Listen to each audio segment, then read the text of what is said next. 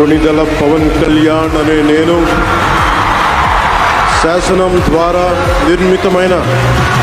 భారత రాజ్యాంగం పట్ల నిజమైన విశ్వాసం,